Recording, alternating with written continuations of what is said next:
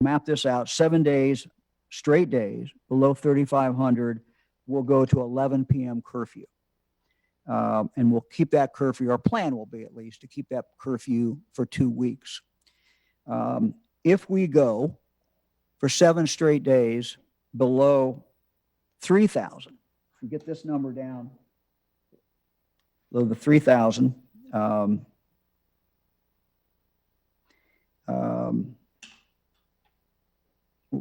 people keep that for 2 weeks, and 7 days below 2,500, there'll be no curfew.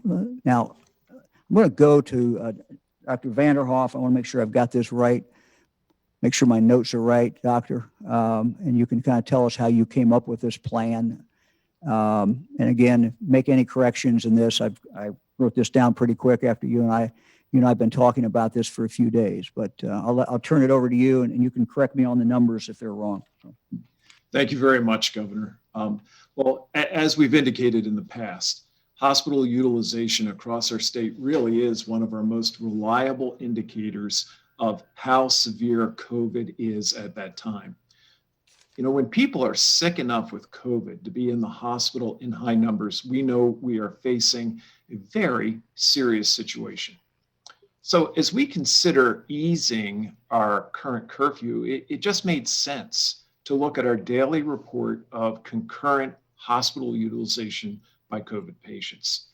Now, when our COVID hospitalizations, as the governor noted, are above 2,500, now remember, that's 3 times our peak census during a typical flu season.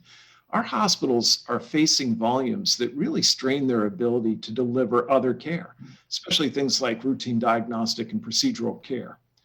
They do it, but it's under a lot of strain. When they get above 3,500, which as the governor indicated, we were at just several days ago, we know they face very high demand, and responses like local and regional diversions and the need for more transfers become much more common.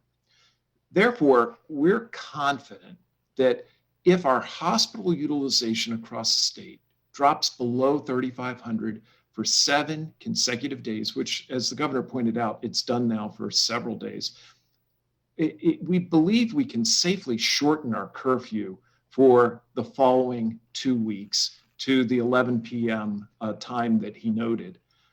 If hospital utilization were to subsequently drop even further below 3,000 for 7 consecutive days, it appears that we could safely move to a midnight curfew for a 2-week period.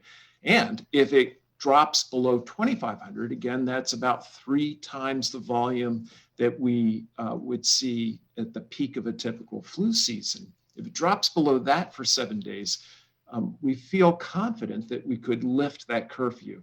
Now, it's important to remember that, as the governor noted, hospitalizations are a bit of a lagging indicator, which means that if they go back up, we would likely have to respond quickly to reinstitute the appropriate level of measure, because it would be telling us we were already in that circumstance. This is not a predictive measure, it's a lagging measure.